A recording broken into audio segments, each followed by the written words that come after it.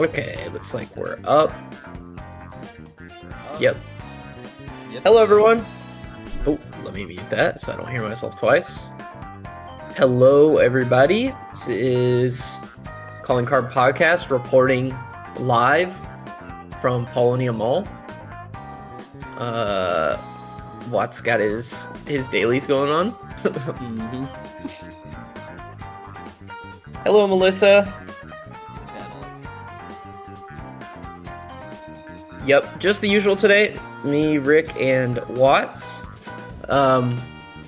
There's really not that much going on with this patch. Most of this episode is going to be carried by the fact that this collab is so controversial. Mm-hmm. It's so funny to me too because at the before when it was just rumors that Miku was being added to the game. The controversy was, well, this character doesn't belong in the game. And now you don't really hear people saying that anymore. It's mostly like, oh, this, the content of the collab isn't that good. Or, actually, yeah, that's the main thing, is the content of the actual collab. So, yeah, so we are going to have a few questions about the patch. That's what we're going to start off with. But a majority of it is going to be questions from the Q&A thread that I put up in the Discord. So, yeah, first thing is Miku as a unit. I'm very curious, Rick, on your thoughts of her. I don't know how much you've used her. I know you have her. Do you have her A1? Yeah, A1 R2. I had the free weapon dupe thing from like 4 months ago that I never used. So. Okay, so you just sent it. Yeah. Okay, yeah. What do you think about her so far? Like her, and I know your thoughts on her as a character, but just mechanically, I guess in a vacuum without all the controversy. Yeah. I don't know. I think she's interesting. I still have no understanding of like switching the songs to use the skill 1 and skill 2, so I just use them in whatever order I use them. Yeah. And then the extra turns, I don't know, it's like she's got a cool kit, it's a cool idea. It's just, it can get sort of confusing. I know that might kind of step on some of the stuff we're going to talk about later, but that's fine. Generally I think she's fine. Like a decently fun gimmick that is kind of confusing at the same time, but now that I don't have to know it all that well, because I don't have to tell other people how it works, it's more fun than it would have been otherwise, so. Oh, definitely. Watts? Yeah, I think, like, conceptually, she's really cool. I haven't actually used her enough to really understand how she works. I've kind of just been, like, just do the rotations that I'm given, for this past week.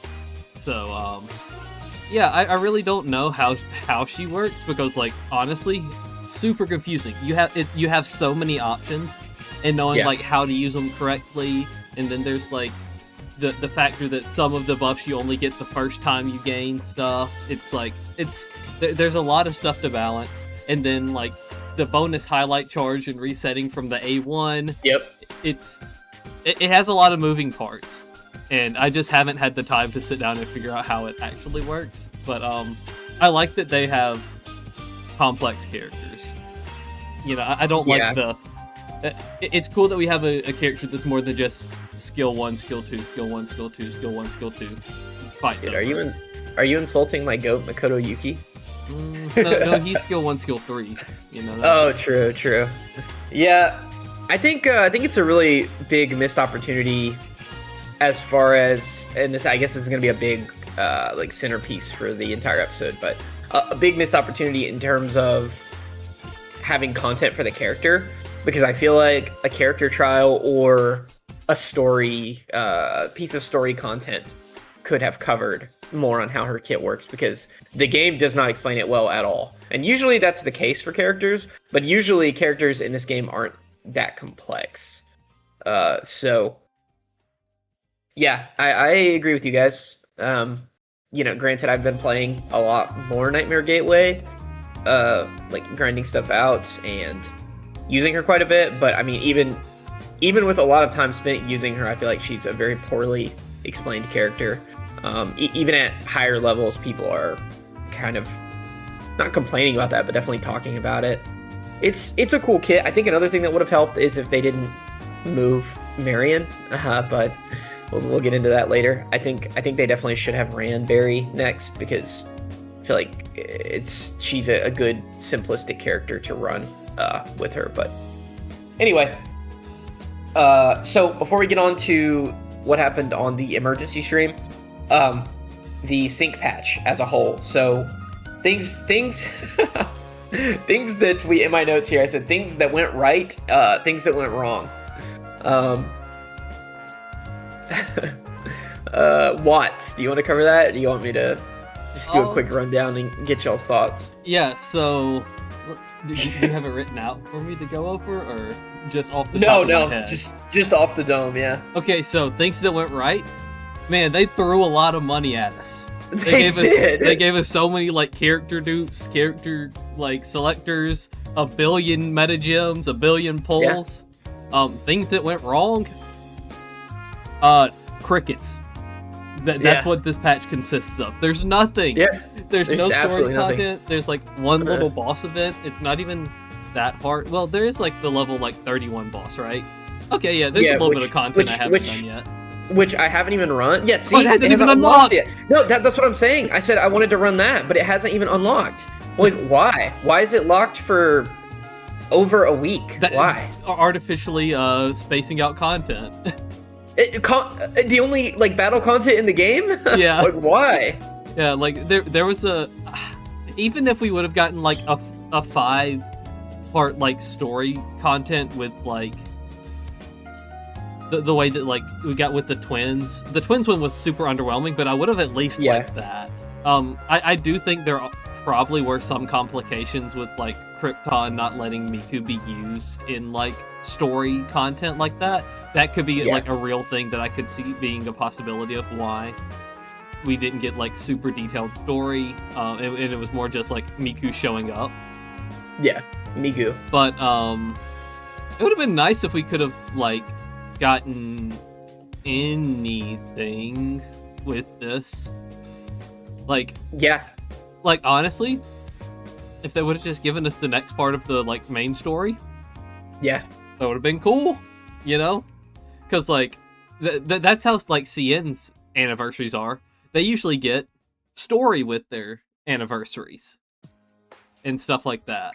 But God, can you imagine having 4.0 land on Anj and having all this like? I doubt we'd get quite as many gems, but that would be an absolute. I'll say like that's a 3-week patch. I'll say we'd get like all of these gems, like all the ones that are in here. Yeah. But yeah, no, they could have done something. They could have given us something, man.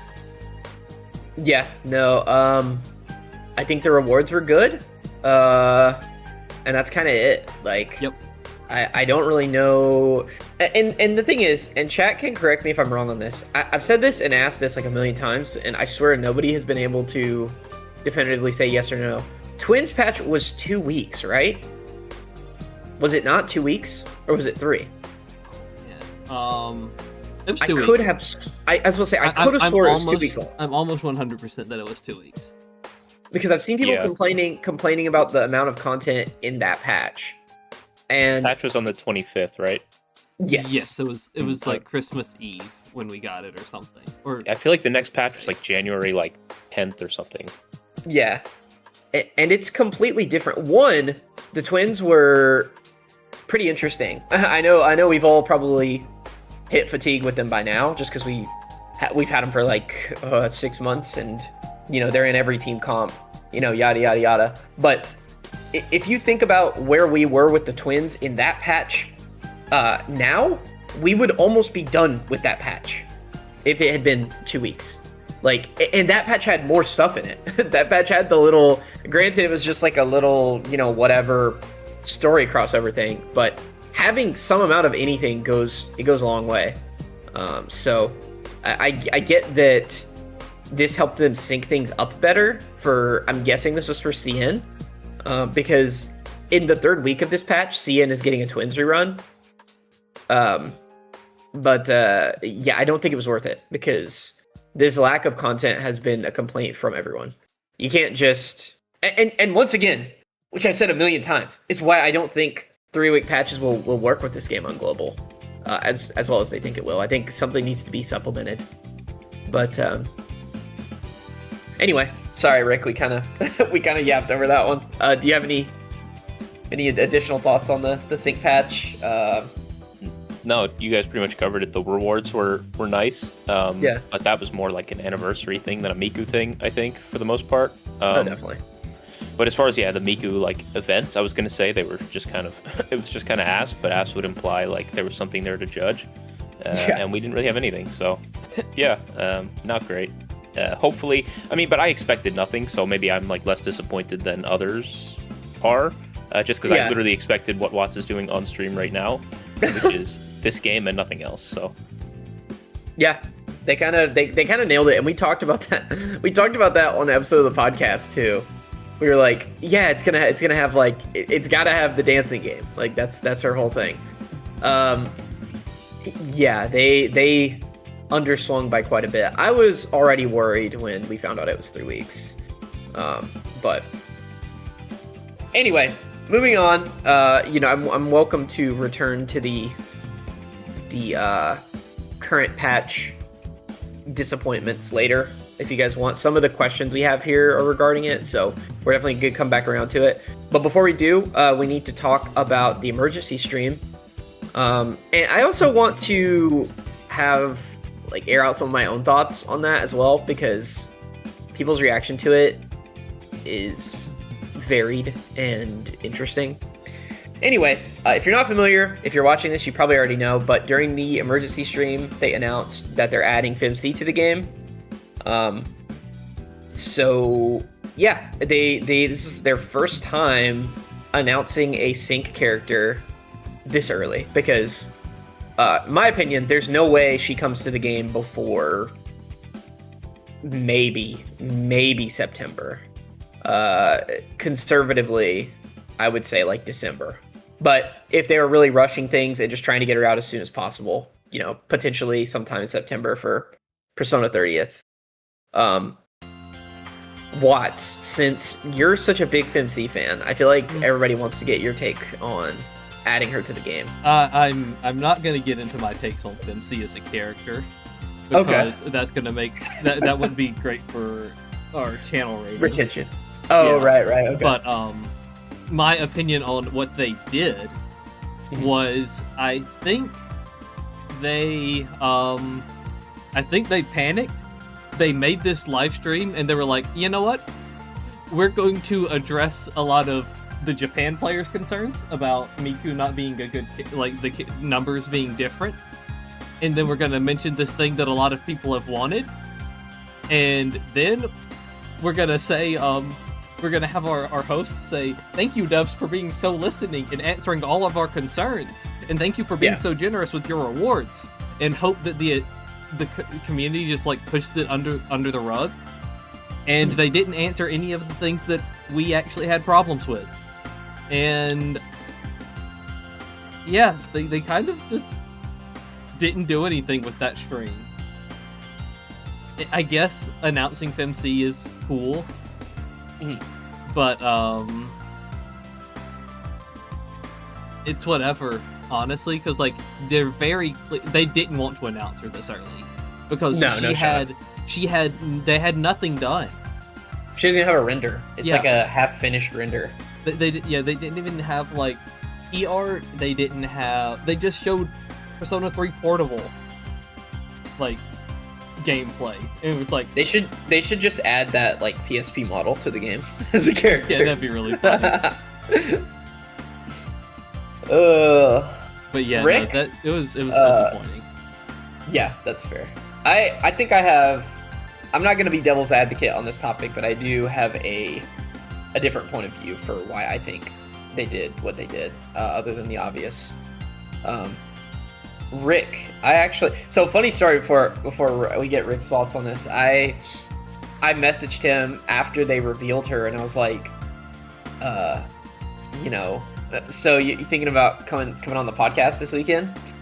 And Little did I know, he's in touching grass so much he had no clue they were even adding her to the game. So I had so I had to be like, oh yeah, they announced FemC. She's gonna be the next sync character. But yeah, what are your thoughts on that? Yeah, yeah, I had no idea until you even sent like the picture of FemC, and I was like, did. I didn't connect the dots at all until you mentioned it, and then I went and watched the at least a little preview. I didn't watch the stream, so I don't know what people are angry about. It's like a very short dev stream. It's essentially saying like one. Apparently, people were mad about the numbers on one of the Japanese live streams being different. That wasn't really a global issue. That was just Japan. I can give more context to what the exact thing was if you want it. They so they did a Japan exclusive in the Japanese Discord server. They did a exclusive like Miku preview showing off her kit, and they stated at the beginning of the stream that this is in the test server. Things are subject to change. Yeah. And then people got mad when the numbers that came to the game weren't as big as they were in that little test, like, preview stream. Yeah, which is funny because the it was the same with Akihiko, I believe. They did, or not Akihiko, maybe Turbo, I can't remember. I don't watch those streams too often because I don't speak Japanese, but they say it every time. They say those numbers are going to change. Honestly, kind of a nothing burger thing for me. I personally think they shouldn't have even have entertained it, but I guess maybe the outcry was that big. Anyway, the other part of the stream was them kind of talking about not even really the content. It was mostly just, hey, we understand that a wide portion of the audience didn't like that Hatsune Miku was added to the game, like as a first anniversary character. I don't think they even said that. They just were like, this is something else that's coming to the game, and like danced around the fact that people wanted her instead of Miku. Yeah, it came off to me like, hey, this is what's happening right now, but this is gonna happen next. Mm-hmm. Like that's essentially what I got from it. Also, I've somehow black screened my P5X. Wow. Don't know what happened there. What did you even do? I hit the character menu. I went to open the character. Oh yeah, that's it. That's all you did. Yeah. Okay. Well. Anyway, sorry, Rick. We kind of hijacked that one. So no, you guys are good. That's yeah. all that really happened during that stream. So I guess just your thoughts on her being the next sync character. Yeah, I mean, I'm all for it. I think it's like such a layup, and yeah, I think there's a question about it later, so I'm not going to bring up the whole thing with the models, but I have a take on the model excuse. Okay. Yeah. But yeah, I'm excited for it. So whenever it gets here, I hope she's got her music. I hope we get the pink UI. I hope we get the whole thing. Oh, that would be sick. They'll come through with it. Yeah, it's nice to finally have this character in game, and I think they've hopefully learned their lesson. Well, it's hard to say because I guess there's other people who were very excited about Miku, and I'm kind of indifferent about the character, but I do kind of stand firm in my belief that anyone playing this game like are going to be more excited about Persona characters. And I know the P4 dancing thing, whatever, but I think they should stick to Persona characters until they don't have any more Persona characters to put in the game, and then you can start doing other stuff. SMT. You know, but yeah, then you go through SMT. Then we can do the next right. Vocaloid or next little character we want to add. Yeah. So my thoughts on that stream. I think the first thing is they're addressing the Japanese audience, who mainly had a problem with Hatsune Miku. That was their main thing. Because I've seen a lot of global people saying they didn't even talk about the content, anything like that. They're, especially with a stream like that, they are not talking to us. They are talking to Japan only. And like even then, I don't think their response really satisfied them. But I mean, people go rabid for FemC. There's a very specific there's a very specific portion of the Persona audience that really likes FemC. You know, I think she's fine. I definitely like Maya better as a female Persona protagonist, but I know we're not getting Maya. I do think, on the bright side, I do think that FemC is a very, very easy character to make a sync patch for. Like, by far, probably the easiest out of all of them. Absolutely. Like, you literally just have, you know, however many story chapters of Tartarus you want to have. They don't have to connect. You can do the funny Persona Q2 thing of having Makoto Yuki and her interact. You can have, like, I don't know. There's a ton of stuff you can do with it. Like, it's really not that hard at all. P3 patches seem to be something they're pretty good at making content for. So, yeah, it's definitely a patch to look forward to. I think even if you don't like FemC, I think it's gonna be a good patch. Did it satisfy people or answer any of their questions regarding what's going on with this patch? No. I think they may as well have come out in the first 10 seconds of that stream and be like, yeah, we fucked this one up, but look at what we've got going on next. You know, then that stream would have made a little bit more sense, but yeah. So next up, her role. So me and Watts have talked about this a little bit, and then there's been rumors I've heard, but I'm not really going to substantiate anything because they're just rumors. But what actual role FemC will take? So if she'll even be a DPS, Watts. I want to let you guys go first, and then I want to say what I think she's gonna be. So I have no clue what she's gonna do. Yeah. Yeah, I'm like actually so lost about what this character's gonna do, because yeah, I feel like she won't be a DPS because sync patch DPS seems like a horrible combination. Maybe there's obviously, when you get to these patches, it's obvious like virtuosos, like the most like common answer of like, we get a special character, they'll probably be a virtuoso or something. I'd also like to see, before I like made my prediction, the lineup of characters for CN right before she dropped. Because I feel like that will tell us more about what she'll be than like what our character lineup would be. Because I feel like the sync characters are more like balanced for them, since we got a Navi so close to getting another Navi. I think that was more of a, we're doing this for them type of thing. Yeah, Twins was a huge misstep for them.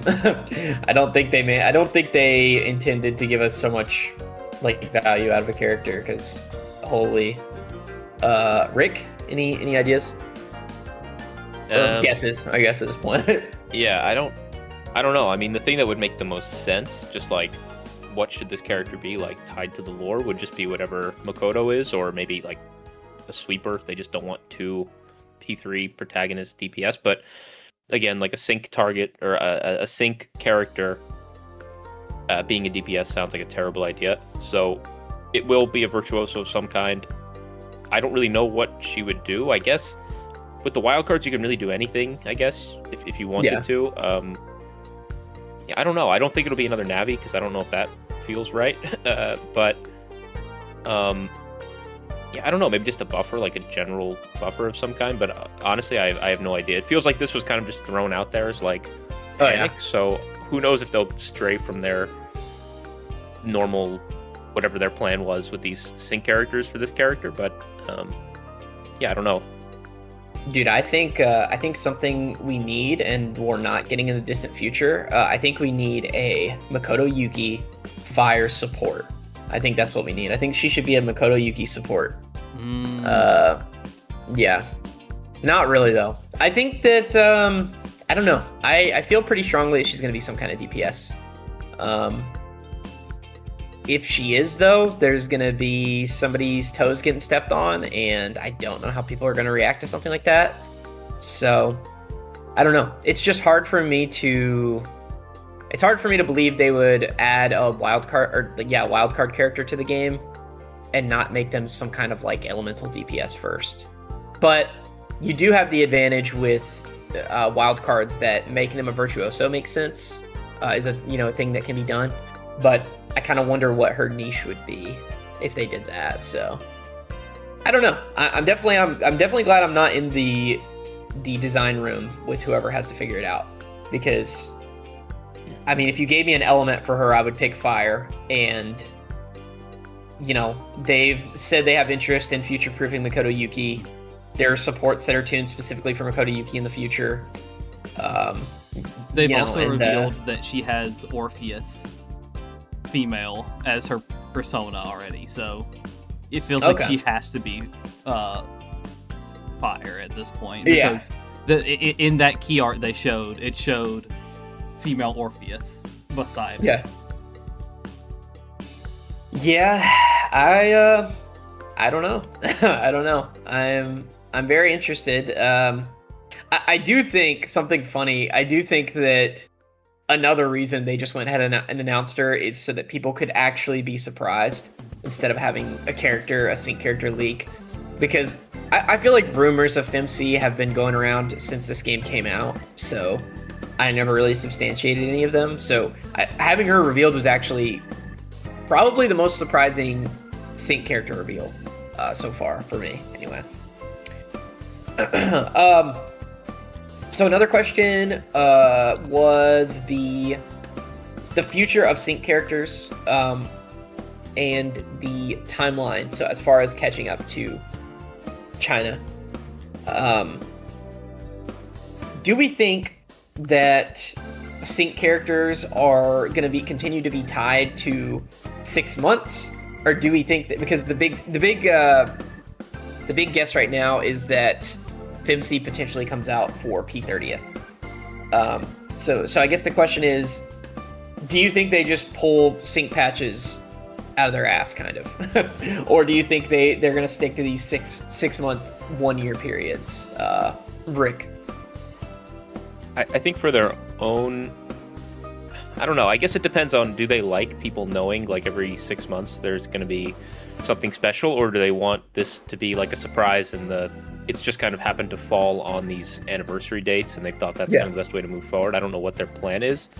I would think they're going to stick to the 6 month thing. Again, I don't know how much like maneuvering and time it takes on the back end to like set this kind of stuff up, to like sync us and then desync us after or whatever, like because they have to like desync SEA for whatever reason they'd like to do that.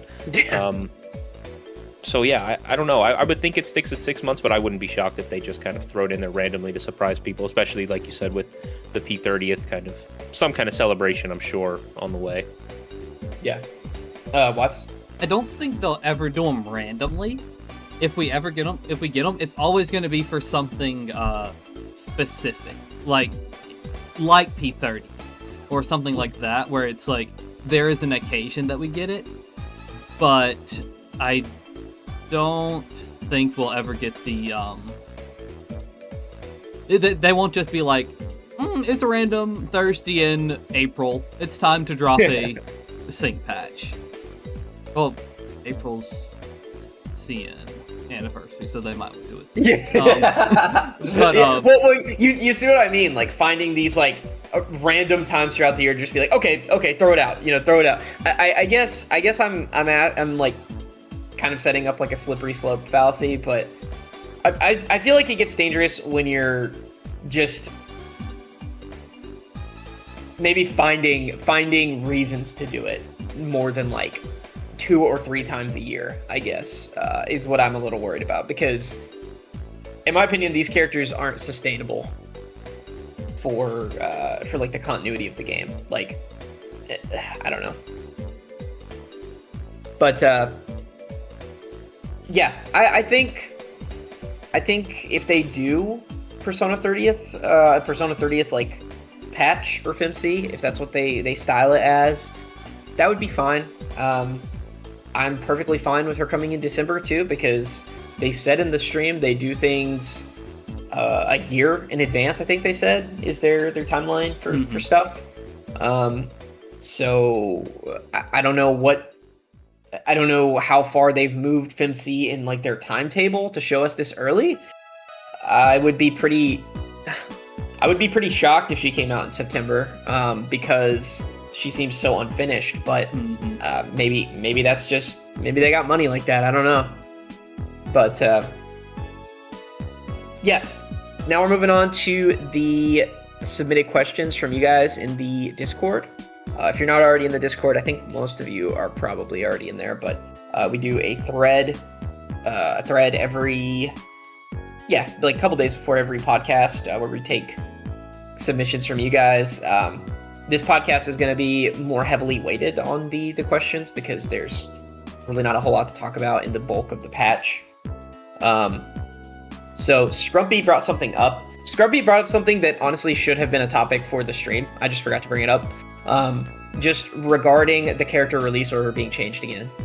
So, and we made we made a YouTube short about this because they actually tweeted out Marion's social link, and we were kind of saying like, hey, they're changing the character release order. And so many people are like, no, they're not. How do you know that they're actually? And it's like, yeah, they're changing it. And then lo and behold, the patch came out. The Summer Marion's achievement is in the game already. So the assumption for now is that they are running Summer Marion and then Summer Puppet and then Barry. But who knows? We said that same thing about Kasumi. So anyway, I feel like I've yapped quite a bit. Rick, what are your thoughts on? We talked about this ages ago, moving characters in 4.0. So now that they're finally doing it, do you think it's appropriate for whatever weird goal they have?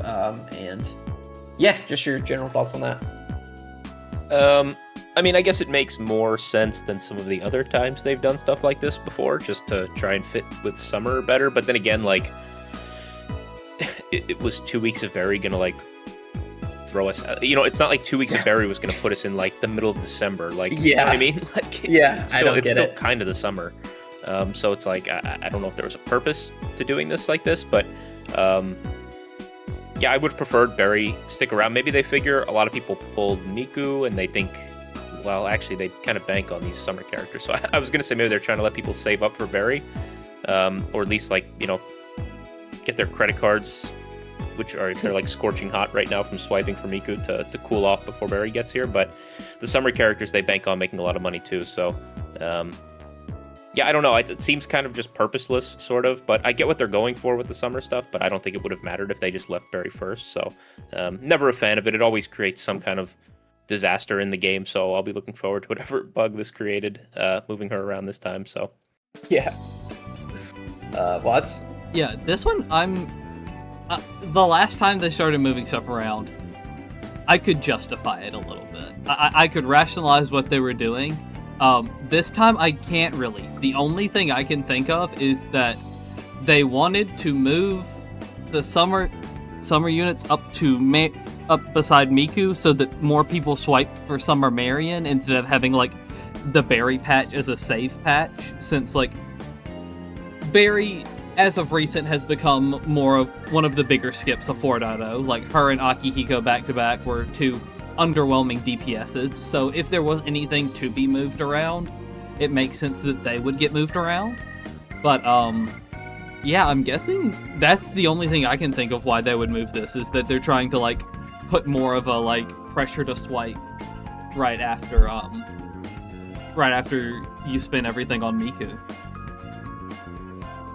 Yeah,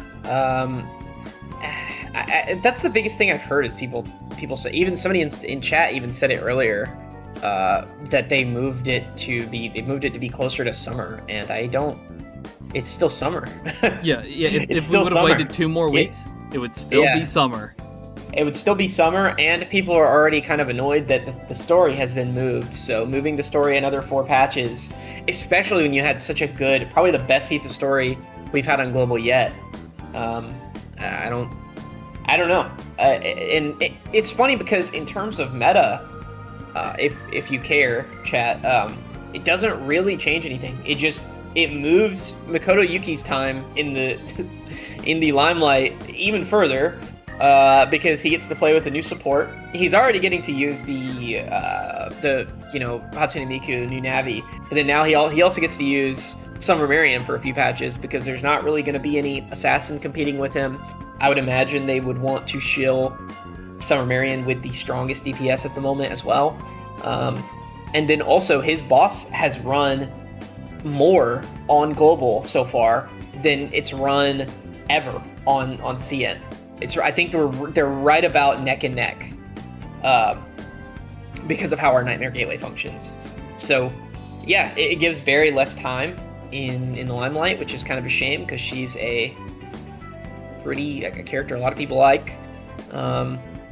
And you don't really need to move up Summer Marion. Summer Marion's going to be around for a while. So I will say though, I am actually looking forward to the summer patches this time because TWCN people glaze this year's summer patch in particular.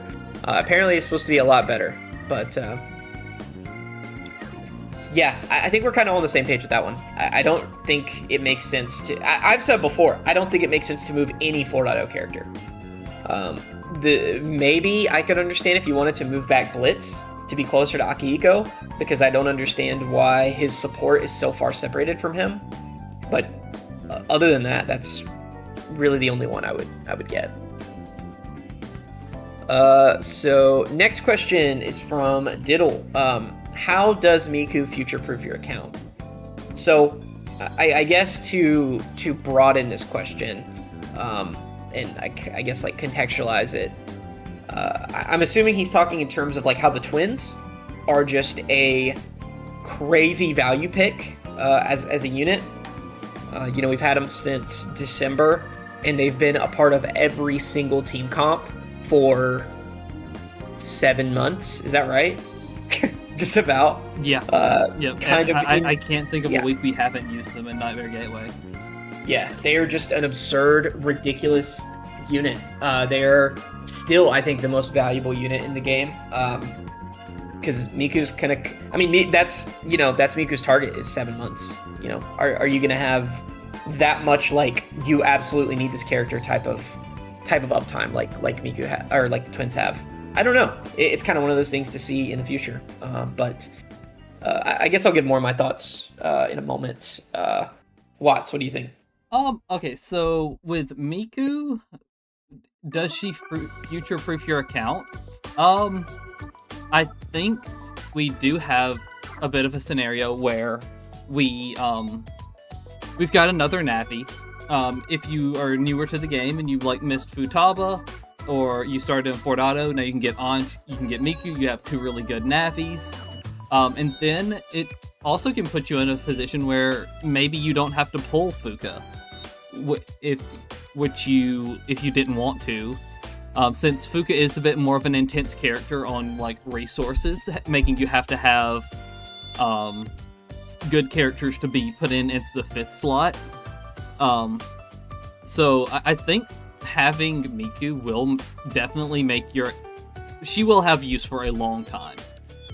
But I will say, if we do get more frequent sync patches, I don't think we can for sure say that these sync characters will always be super future-proof, because if we start getting a bunch of these super broken units, or so many sync patches, it's how often are they going to actually be super broken?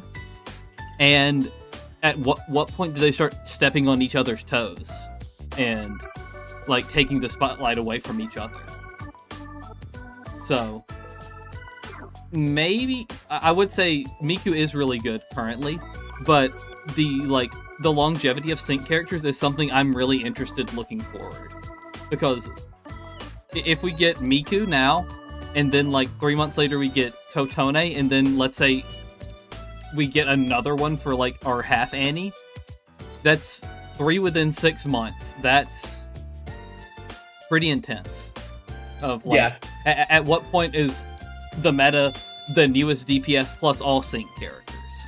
Yeah, heading there, right? Yeah. When you're talking about just a quick thing, and I'll let Rick go, but I mean, when you're thinking about all in one side, that's Twins and Miku. You know, 2 sync characters. Add FemC. What are the chances she's a very powerful DPS? Then you're running 3 sync characters at once. You know, it's getting kind of ridiculous. But Rick, your thoughts? Yeah, as far as Miku, like, future-proofing your account, I would say just by, like, the nature of Navis being so limited, like, in the amount of them that we have, you'll probably be using her for a very long time. I don't know if she's going to have the same, like, account impact that a Twins have had. Yeah. But it's hard to compare them because, like, at least, you know, for now we have 2 fights on each side of, you know, all the endgame content that we have, unless they add a 3rd one.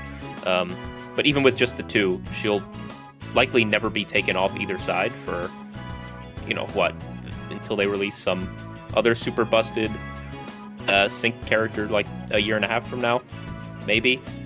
But yeah, so I think she is a future-proof character. I don't know if she, like, future-proofs your account to the level that the Twins would have, but I also haven't played as much, so maybe I don't know, and she hasn't been in the game as long. But she's really good. I don't know if she's to the level of the Twins as far as, like, account value goes, but as far as Navis go, I don't really know what I'm trying to say, but you guys get the point. Yeah. Sort of. Yeah, I mean, Twins have... The biggest thing with the Twins is they're good at more than one thing. Right. And the thing that they're good at, they are the best at by far. Like, Summer Marion is... Summer Marion is finally showing up to kind of compete with them. And even then, they're so malleable in their purpose on a team. I still don't think they're going anywhere. So does Miku have value like that? She's a good unit. She's a Navi. But like Watts said, with character stepping on other characters' toes, like, a ton of people just invested a ton of resources into Anj. So at what point do these sync characters start to hurt how much you invest in regular units versus the sync characters? Like, we've already had people talking in our guild about, like, okay, that's a joke, obviously, but I'm just not going to invest in characters that aren't sync characters. And if you have 3 a year, like I was saying earlier, that is not crazy. That's not a crazy strategy to just only invest in the sync characters, because they have to be good. They have to be good across both servers. CN is a year ahead of us. They get a Mindscape core or a sync core if it's Miku, which ensures they're at least somewhat relevant in the future. I would say Miku isn't the same as the Twins, but I would agree that she brings a lot of value to your account because you're able to kind of ditch Futaba, whose scaling hasn't aged the best, and just completely kind of, I'm not going to say creep Anj, but it turns Anj into a B-side character for sure. So I'll say it again. I've said it a million times in the Discord. I think I think running Barry would have helped a lot better after this patch, so people could see the difference in running an ideal Anj team like Makoto Yuki, and then running a character who's designed for Miku like Barry, and having Barry on A side and Makoto Yuki on B side. I think that would have made a lot more sense. But so yeah, good question. It wasn't much, but it was a loaded question. Watts, did you have anything there? I thought you were gonna say something. It's just funny that you say Barry is designed for Miku. But oh yeah. Yeah. Oh yeah, true. I did say, dude, a little bit of a Freudian slip. No, it's so funny because when they were talking about her release date, I was like, oh, that's perfect because Barry comes out the patch after. Like, that makes perfect sense. Have really good synergy. So yeah. Why move? I don't know. I don't get it. And then they could have also made her patch 2 weeks and made her banner 3 weeks. So that Barry would come out, people would see how good they are together, and then people who weren't convinced would either spend more money on Miku or get convinced to pick up Miku. You know, people who are big fans of Barry. But, you know, what do I know? Next question from SS Hark. Do you think FemC opens the door to having any Persona character in P5X since they're having to make a new model for her? previously the dev team has mentioned, this is a note from me, previously the dev team has mentioned that they tend to stay away from characters that don't already have models, which is true. They have said that before. So, Rick, I know you almost started talking about this earlier, so I'll let you go first. Yeah, so I've kind of held this opinion for a while now, and my 20 followers on Twitter or whatever got the scoop on this early. But I think the model thing is like such bullshit. Like, what do you mean you don't want to make new models? Every new piece of, like, every new character, every new boss, every new, like, you have to create new models all the time, and they're not, no offense, but like, they're not creating high art. Like, No. strip the clothes and hair off a already existing male or female character and model some new hair, change the shape of their eyes and the color, and you have a new character. Like, what do you mean? You don't want to make new models? Like, all the other stuff is the hard part, like designing the character, you know, like art as far as like their costumes, their Phantom Idol outfits. Like, Kotone is just take Fuka's model, swap the clothes around a little bit, give her different hair and eyes, and then you just have to make the kit anyway. So like, what do we mean making a new model is too difficult? Like, I don't really understand the argument they're trying to make. Like, I get it's more expensive than not making anything, but you're still creating a kit. Like, you're doing all this work. I feel like the modeling is like the easiest part of that, but maybe I just don't fully understand like game dev. But I don't know, that feels like such a cop-out to just be like, oh, well, we can't do that because we don't want to make up. Well, you make new models for everything. Like, every time we get a new palace, you make tons of new models for all kinds of stuff. So I don't know, that feels just like a lazy cop-out answer, which it seems like they're going back on now. So yeah, I agree. I was talking about this with Watts. The kit and the animations to me are like the oh shit, we have to make new stuff because we don't have creating a model for Kotone when like there's countless pieces of art from her, like from the Persona team already. Like, you don't have to do anything. You already have C's character. Like, change it to the old armband, and you basically got the same outfit every other girl in the you know, in the game. Way harder to make an OC character, in my opinion. Right. But so it's like, well, I don't understand what's so difficult about it. Like you said, making the kit. If you're already going to make the kit for some other character, that seems way more difficult than throwing some hair and whatever on a pre-existing model, which I'm sure they're already doing, and I'm sure they're outsourcing most of it anyway. So I don't know. Watts. So will it open up to any Persona character? I don't think so, because sure, the model thing's eliminated, but after this, like, there's not that many. Like, there was a lot of uproar for wanting Kotone specifically. But other than that, I don't hear that many people asking for Maya and Tatsuya that much. Like, they're like the next like obvious ones that people would want. But like, maybe we'll start hearing about it after we actually get FemC. But like, at some point, you're adding these like more obscure like Persona characters where it's like, all right, how many people playing this game actually played P3P? How many people playing these games actually played the Persona 2 duology? Like, at this point, sure it does. So maybe like for special events we'll get them or something. But I don't think I wouldn't expect them to be added anytime soon, is all I'm saying. Yeah. All right, now Watts, what about Metaphor? well, we said Persona characters, you know. Yeah, not but P characters now. Not P characters. Yeah. That's funny. No, I'm kind of on the same page. I know that FemC is a weird character because she has a very like niche audience, but not niche at the same time. Like, it's weird to try to pinpoint why people like her so much. I mean, I played Portable. I thought that her different dialogue was interesting. I thought that, I won't go into the big controversial romance with her, but that was a questionable thing. But overall, I think she's a fine main character. I do think it's a little weird that, because assuming we're never going to get Tatsuya or Maya, just because I personally don't think it's very likely. A lot of people wrote FemC off like very early, and I'm not gonna lie. I think I said this a long time ago that I feel like she was. Yeah, we actually said this already when we didn't know about Miku yet. We were talking about Elizabeth, FemC, and Miku, because those three were the big rumor characters.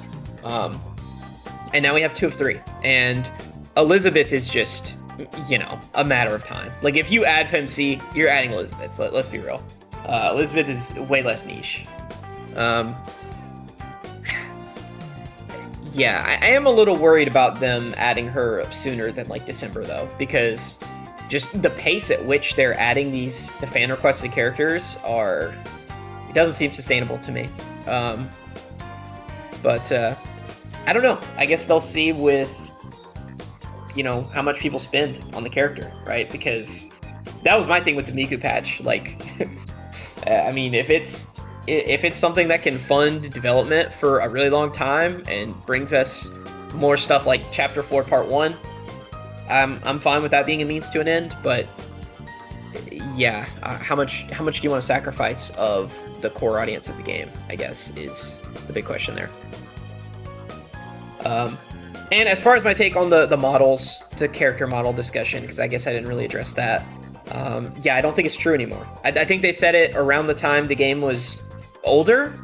I don't think it's an issue anymore. I mean, if people want to spend a bunch of money on a character, like if you come to my store, Watts, and I make ham sandwiches, and you want a meatball sub, and I don't have meatballs, but you tell me you'll pay me $50 for a meatball sub, I'm probably gonna go buy meatballs. I'm probably gonna start making meatball subs. Yeah, I can't really think of a better analogy there. Like, if people are going to want to spend a lot of money for you to add a 20-year-old character from a PSP game, then sure, why not? If you start making the same amount of noise for, like, Tatsuya or Maya, then, I mean, maybe it'll happen one day, but I kind of doubt it. Question from Skyver. We actually have 2 questions from Skyver, but I'm spacing them out a little bit. Have sync units increased team diversity? No. The exact opposite. No. Actually, I'll get Rick. You have some thoughts on this question? What you guys said. It forces you to use that character essentially. Yeah. So it does the opposite of that. No, sync units. So, because essentially we're talking about the twins here, because Miku's a Navi, so she's forced to be on your team. You don't really have a choice. The twins. So the twins are tough because they provide incredible value. They're the most valuable characters in the game. They have made it to where we can, if you care about competitive stuff, they have made it to where you can skimp out on some of these other characters, get A0s, get A1s, and see very little effect in stuff like SOS or Nightmare Gateway. There's been times where you could run Twins Sweeper, and you could replace a sweeper, not doing quite as good as they can at their own boss, but enough to where you could say, hey, I don't even really need this character. So in that way, as a sync unit, the twins have been very helpful. As far as team diversity, though, no. There are characters like... when did Howler release? Watts? She released the patch after Mont. 3.1, I think. 3.1. Howler is a character a lot of people don't talk about. I think the twins are kind of responsible for completely wiping her off the map. Yep. Like, we had one single Nightmare Gateway where we used her because there was a defense down bonus on Omitsunu. I think if the twins weren't in the game, we probably would have kept using her for a little bit longer. Yep. And you can find little examples of that along the way. Makoto Yuki's team diversity, he used to be on CN. He's a lot more of a diverse character. When he came out, there are different team comps that made more sense. There is zero reason to not use the twins with Makoto Yuki. It doesn't make sense to not have them on his team, and it doesn't matter. It doesn't matter what form of Nightmare Gateway it is, because if it's Nod, then they can be a sub DPS. If it's the Guardian one, I always forget what it's called. If it's the Guardian one, they can play Guardian and they can do damage while they're guarding. And then of course, if it's the other mode, then they're just a strategist, so they're the best strategist. So I'd say No. another Twins victim, Turbo. Yeah. We Turbo, got yeah. Turbo hyped up, and we really don't see her unless we're on a weak phase fight where we need like 4 strategists. And Yeah, she's been and 6 months jail, like somebody said in chat, 6 months jail. But yeah, I mean, even then, because Turbo A6 is still a pretty competent unit on CN. I think she's still pretty ranked pretty highly on most of their tier lists over there. Well, but also so they have 3 fights, so they're using more characters a week. yeah, that's another thing, and I guess Miku kind of confirms we're never getting 3 guild boss fights at once, which is a shame because it's so confusing to me because it encourages team diversity and it encourages having more characters on your account. So, yeah, doesn't make sense to me. But yeah, my answer to that question would be a resounding no. But it's fun to talk about because, yeah, fun to talk about. What I'm really curious for is their Mindscape core, because I've seen people talk about how they're going to not fall off soon, but kind of, dull, until they get their Mindscape core and then kind of hang out for a while.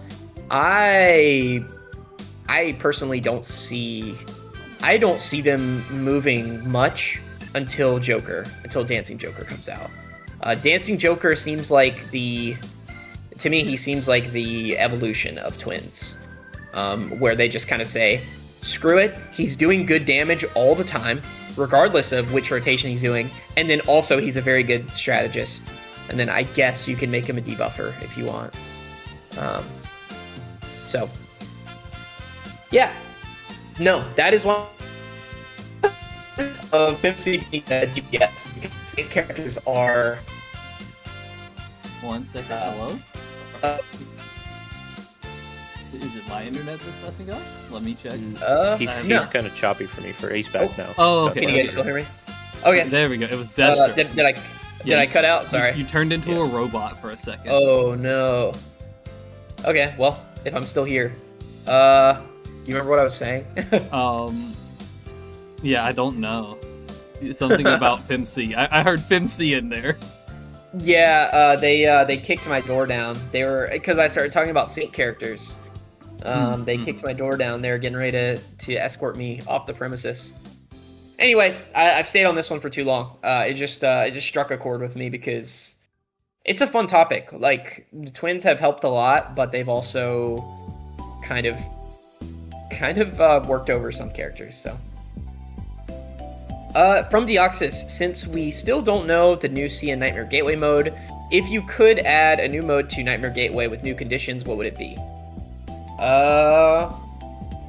Watts. I feel like you got a good answer for this one. I'm not. I want to go last because I've said my answer for this multiple times. Okay. I've brought this up multiple times on the podcast. Okay. I want to see what I can come up with. All right, Rick. Yeah. I don't know. I feel like anything that I would try would be like, you might as well just make that a new mode. Yeah. Because I don't really know what they could do. They've already kind of got... You kind of have like a standard fight where it's just like the 6 turns or whatever, and then you have the weak phase one. I don't really know, unless you have something where like it adds turns if you do specific things, or like you just keep going until you don't defeat the boss on a single turn or something. I don't know, maybe something to just not prioritize, but to incentivize using different kinds of team comps, different sort of things, make medics more useful or something. I don't know, we've talked about that in the past, so maybe something like that where it kind of incentivizes you to try something a little bit different, so maybe some of these other characters can get some use. I'll be honest, I saw this question and I even put it in the document and I have not thought about it at all. So I'm gonna do a bit of an ass pull. I would love a 6-turn mode in Nightmare Gateway that isn't super niche and specific like Nexus of Dreams, and kind of underwhelming like the Guardian Required Nightmare Gateway mode. So I would love a mode that like mixes DPSs, or maybe goes for Oh, you know what? I think this is Watts' answer. Is it the elemental bonus? Is that what you're talking about? Yep. Just Yeah, okay. Okay. More characters with more elements. That's Okay. the most obvious one. Yeah. For me, is just the multiplier gets higher when you use Yeah. characters of the same element. Because Yeah, and that's what actually- they're pushing and- for. They're pushing and for actually- monotenes. Make the bonus go higher. Yes. Like actually make the bonus go. Why does Nod go to like 1 to, isn't it like to 2? And then it's to like 2.2 or something really It's low like that? 1 to 1.8 to like 2. 2. Yeah, that's what it is. Yeah, like make it go higher than that. Yeah. No, I think that's a good idea. Especially if that's their new agenda, is the mono element stuff. Yeah. So, second question from Skyver: if you were in charge of changing one aspect of game progression, what would it be? Okay. Let's say if Rick, if you or Watts don't have an answer, I have a pretty easy one. Yeah, I don't really have anything like Okay. crazy. I mean, I would just add more progression because I feel like there's no progression left for most people at this point. You've kind of hit the apex of your account at this point. You're just the S levels are just a fun thing to see, like whatever level you're at. So I'd like something added on to like the end, but that's just more content. So it's not really a progression thing. Yeah. Watts? I don't know. Maybe something that made it easier for you to like catch up or like get built up early game. Maybe something to do with the everlasting incenses. Maybe because like one of the chokeholds that a lot of like new accounts get into is that they're pulling new characters, but they have to beat the story for so many levels before they can use instances. Maybe change it to where for like levels 7 and 8, you can use like any instance on a character to level their skills instead, and like make maybe like 9 and 10 boss exclusive, something like that. Because a lot of like things I've run into is I started a new account. I pulled like Makoto Yuki on my alt, and then I couldn't level him because I didn't have instances for the like newest boss at the time. Ooh, yeah, or like an incense trade store. That's also something that they could do. I like Melissa's idea there. So, or like even if it wasn't like 1-to-1, if it was like 2-to-1, or like if you were trading the oldest one for the newest one, it was like 1-to-4, something like that. Just some way that like people like new players can get their like character skills actually leveled instead of having to wait around until they've beaten the story. Because like without the leveled skills, it's sometimes pretty hard to beat the story. Yeah. I don't really understand their like gatekeeping of incense, because there's not a huge financial incentive to spend money on the game to earn incense. There was a long time ago, but yeah, I mean that's kind of a horse we've beaten to death, is their poor monetization of this game in terms of actually doing things that would make them more money. But yeah, that would be my big one. And this is not a revolutionary or unique idea, but is to fast track people to chapter 3 of this game. I think chapter 1 could almost just be a recap for new players at this point. Have people do some of the Miyazawa content. I don't think that chapter is as bad as everyone likes to say. I think the big thing with the first chapter is the story is very largely optional. There aren't a ton of future ramifications because of chapter 1. Chapter 2 is a little more important. So as far as progression goes, I would like to see almost like a Final Fantasy 14 style like catch up in terms of story.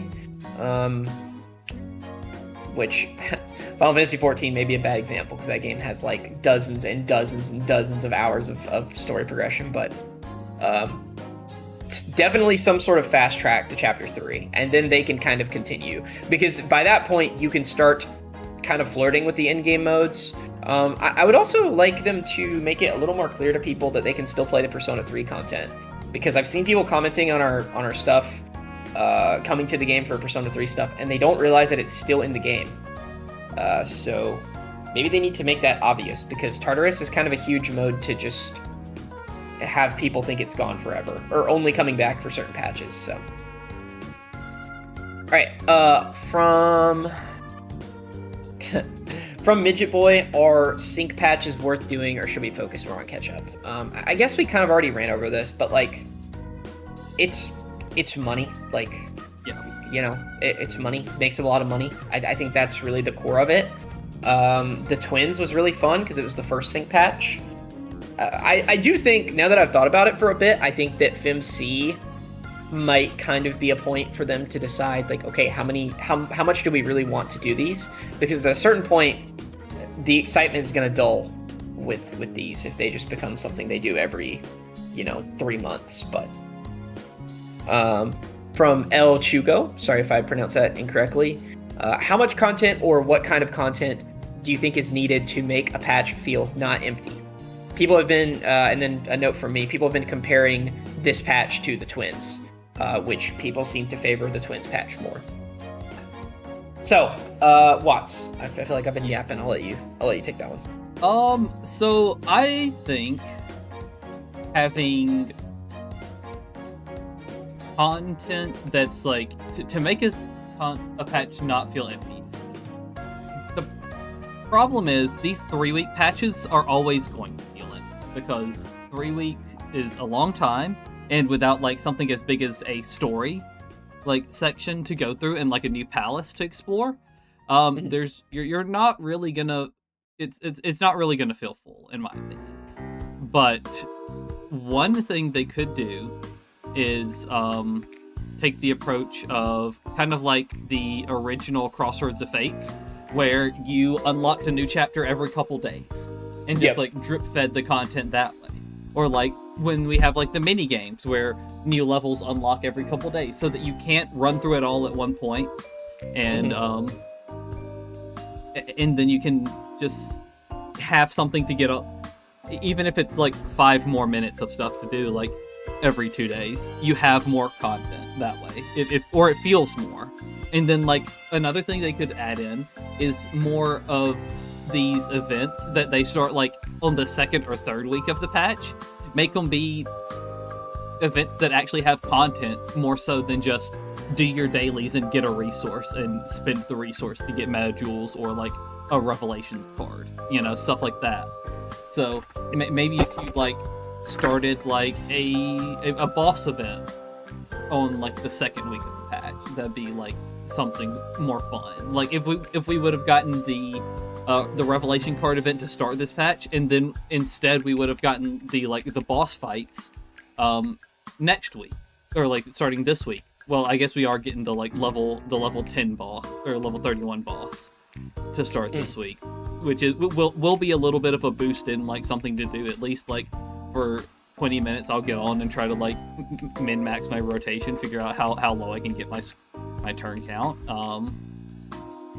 But stuff like that where they introduce it, they don't just drop everything at once, because if you always just drop everything you have on day 1 of the patch, there's going to be a non-zero number of people that just run through it and then complain about not having anything to do. Yeah. I have some thoughts on that, but Rick, your thoughts on what a patch needs to make it not feel empty, like this one? Yeah, I feel a lot of the same ways that Watts does. I think the 3-week patches are just inherently, people are going to feel like they're empty, because we've kind of beat to death on this podcast that the 3 weeks just is probably too much, especially with the kind of content that they put in. But I guess it's a lot to ask, like, if your complaint is basically just do different kinds of content. Because they don't seem very open to doing that kind of stuff, at least not on the timelines that they're on for these anti-sync patches or whatever. But more interactive content, spaced out in better ways, kind of like Watts said, and just not having them be 3 weeks, I think would help. But if they're going to be 3 weeks, you definitely need some kind of content that's not just auto 25 levels of this fight, and then maybe you have to pay attention a little bit on level 30, and then you don't touch it again for 3 weeks. Like it's like we've gotten to like kind of a stale sort of like ritual with these patches where it's like, okay, we get this thing, we auto all these fights, and then we do the guild bosses in SOS, and then okay, I'll see you guys in 2 weeks for the next thing, or 3 weeks for the next thing. So I think they do need to try and change up what kind of content, and I think the summer patches, I think Tartarus did that, and I think, like you were talking about, I think the summer patches with this new fishing minigame and some of the other minigames coming back should hopefully breathe a little bit of life into the monotony of like the daily grind of this game. So yeah, hopefully they add more interactive events going forward that can help curb a little bit of the boredom of some of these longer patch cycles. Yeah, no, and I see a few people talking about Tartarus being, I don't know, I don't agree that Tartarus was drip fed. I think Tartarus was given to us immediately, and then the goals tied to the difficulties were, I guess, released with the characters, but I think I would call that more of just a progression of that mode, because it was, 1, 2, 3 Makoto, 4, 5, 6 Yukari, and 7, 8, 9 Akihiko, and then same kind of thing with the next mode. I thought the P3 patches were kind of executed pretty flawlessly, other than the 7 days. The 7 days for Yukari, that was the limit for this game. I think that's too fast. But yeah, they had their agenda or whatever. I did not get. That was probably the first patch in this game where I didn't get everything done. There's a lot to do. So I think that's another reason people are so upset with the Miku patch, is because of how well the P3 ones were done.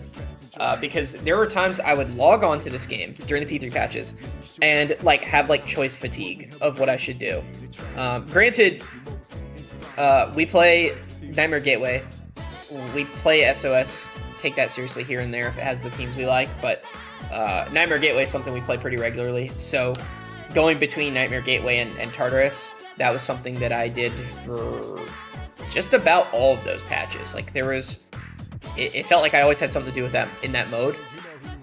Granted, I know there's people who just did absolutely everything immediately when the patch came out, but my thing is, like, how long were you doing that? It's kind of like what Watts said. At a certain point, if they add a good amount of content, but you're doing it, this is my opinion, if they add a good amount of content and you're doing it all immediately, then of course you have nothing left to do. If you just sat there and played the game for hours, like, I don't know what to tell you, unless you want them to like Watts' idea, have like a puzzle dog food bowl and like lock things behind, like, okay, well, you can't do this for a day and a half, you can't do this for 2 days, you can't do this for 3 days, which I think they have done that effectively with Crossroads of Fate. I think timing the level 31 boss fight behind how long was it? 10 days? A 10-day timer? Or longer than that? I think that's really dumb. I think the level 31 boss should have been available immediately, and maybe even have 2 or something, because I don't really care about it anymore. I like the level 31 bosses, but I would have been a lot more excited about it when the character was brand new, to mess around and see how high up I can get in those leaderboards. So I guess you can say I'm conflicted. I think if the patch has... There's also a big argument for 2-week patches versus 3-week patches, because I'm willing to take a lot more. I have a lot more leeway for 2-week patches when it comes to content. And this patch had even less than the average 2-week patch. This patch, the P3 patches make this patch look really, really bad, and they're shorter. The Yukari patch had way more stuff to do, and that was 7 days long.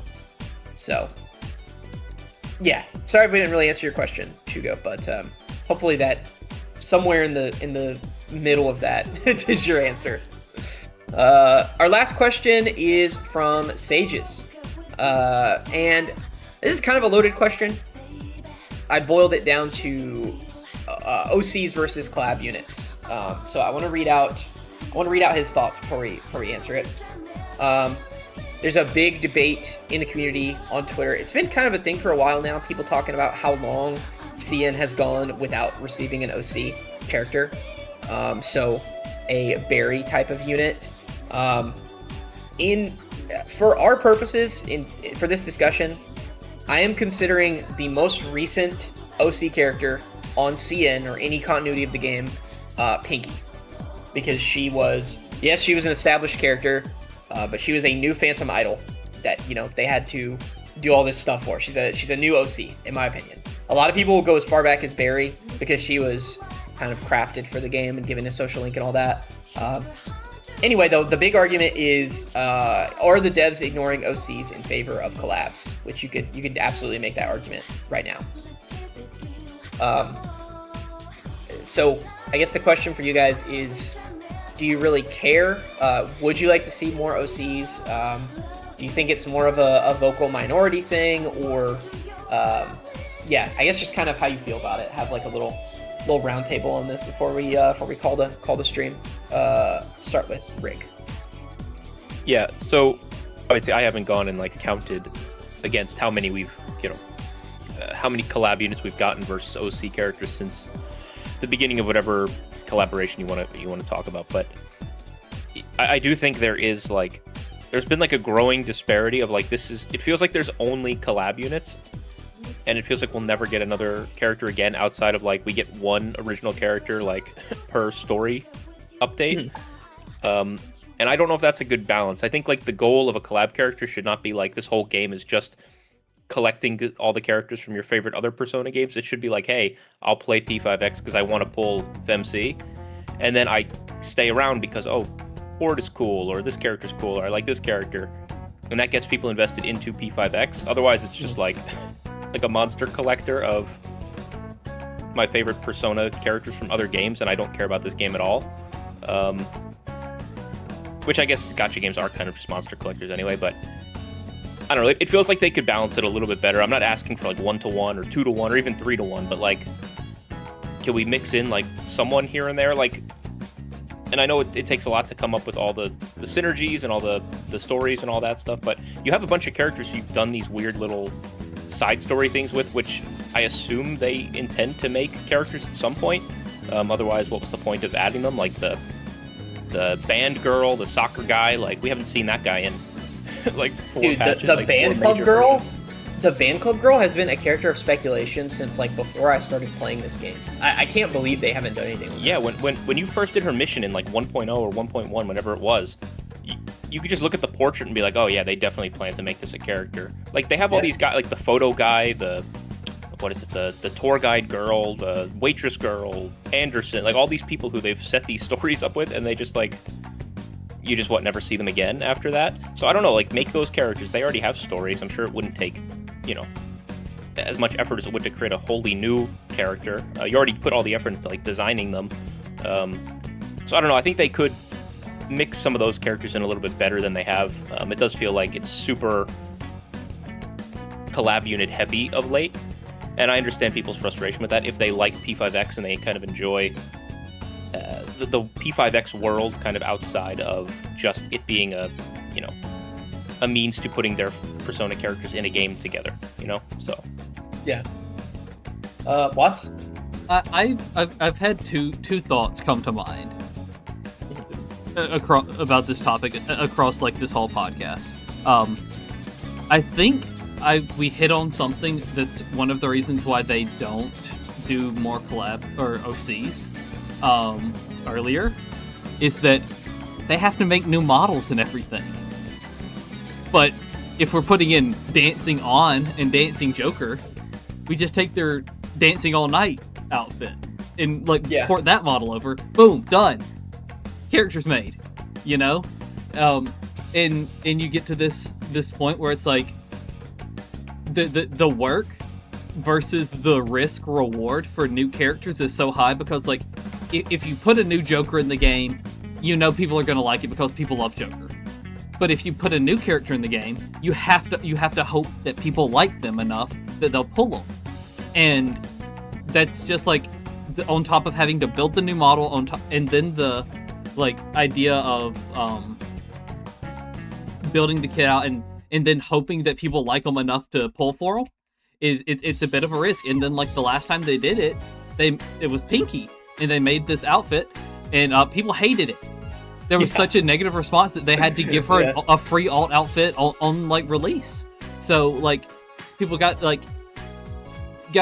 super bad about that. And it's like, the thing is, I'm not arguing in favor or against new characters, because that's one of my biggest complaints is I want more OCs in the game.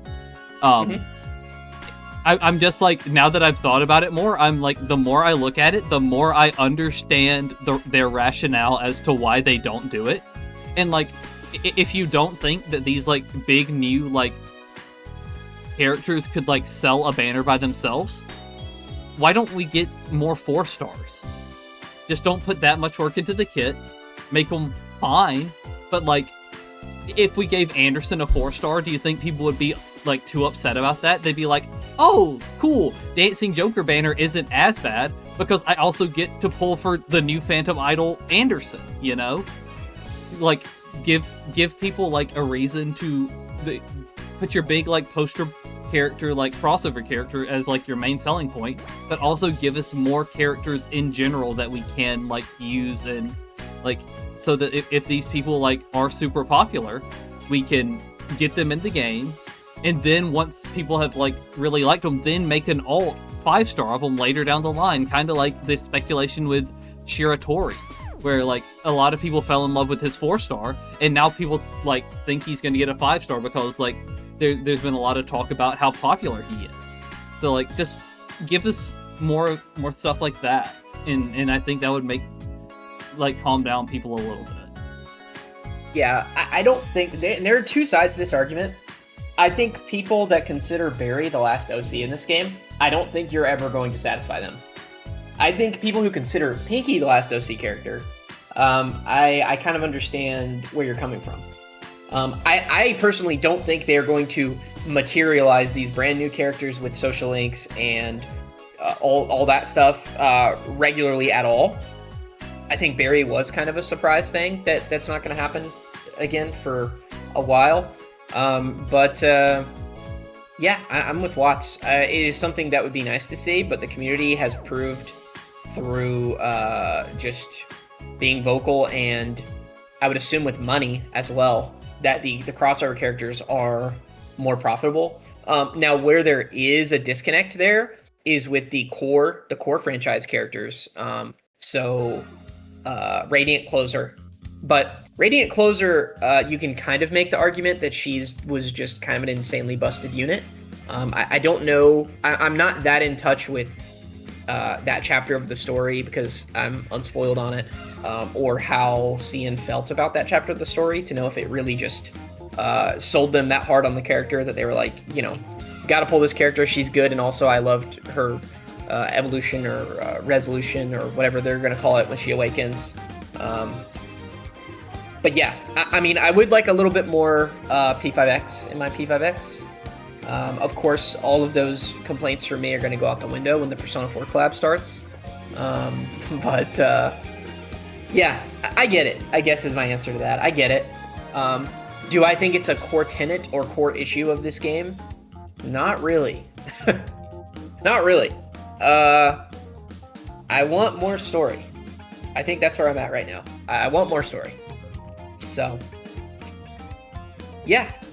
Any more thoughts on the character, the OCs versus crossovers discussion, gang? All right, that is a resounding no. Honestly, guys, we thought this episode was we were gonna be milking it for an hour, so hour 20 is kind of crazy, but it's thanks to you guys with all your great topics. It had us do a bit of a yapathon. And yeah, especially for that last question, Sages, because it's not something I would have brought up naturally in conversation, and it's kind of something I've wanted to talk about for a while, because me and Watts have talked about it for like probably the better part of a year off and on, just like how I've noticed, like, yeah, they do collabs and then the dancing thing. Oh my god, the dancing thing for me is the final straw of like, okay, guys, you're just. I think that's part of it, by the way. Is like, yeah. Wait, you're doing Joker dancing, like that's the next thing. Like that's why we're not getting any. I think that's part of it. Is like if they did metaphor, I don't think anyone would be complaining about collab characters, right? They'd be like, they'd be hyped. So yeah, I guess it's choice in collab characters as well that counts for this.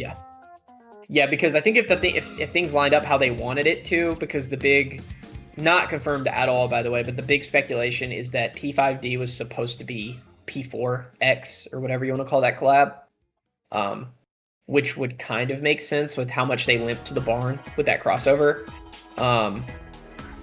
But I don't know, man. Maybe you shouldn't depend so much on crossovers all the time, and then you wouldn't run into this issue. I will also say, I don't think Joker dancing was the straw that broke the camel's back. I think it was Morgana dancing. The implication that they were going to do dancing for every single one of them. Like, if we got a new Joker, okay, cool. That makes sense. It's John Persona getting another broken unit makes sense. Yeah. But every single P5 character. Yeah, Morgana, bro. And it's... God. Yeah, honestly, for a gacha game, having your most like iconic character only having one other variant in 5 versions of the game is actually kind of crazy restraint from their side. The fact that we didn't have a Joker alt for that long is kind of nuts. But yeah, rerunning. Now we know that the P5D characters are essentially just a buffer. They're very likely not going to release all of them in a row. I mean, it still doesn't change the fact that I'm not really excited for the CN character order for a long time. So, anyway, I think we've ended our our hour of an hour and a half of complaining about this patch. You know, obviously we try to keep it pretty balanced here, but I mean, there's really not much to say, right? Like, the lack of content is something people have an issue with. Moving the story is something a lot of people don't like, especially moving it 2 patches over. But yeah, I mean, I guess the best we can hope for is the summer patch, the first summer patch being good. I know Derek in our server, I know he's very excited for this patch, so I'm excited for the fishing. I think the fishing patch is the fishing summer patch is one of the first ones I played on CN, and I started playing it and I was having fun, and I was like, let me not do this because I want to actually be surprised by it when I play it on global. But yeah, once again, guys, thank you for all the questions, the submissions. We definitely had the most ever. I think you guys saw how sparse the topic list was, so you helped us out a little bit. So it's definitely appreciated. I definitely wouldn't expect anything more from us until, you know, maybe the back half week of the first summer patch. But yeah, definitely appreciate everybody pulling up. And as always, hope you guys have a great... It is Sunday. Yes, it's Sunday. Have a great rest of your weekend. All right. Bye, guys.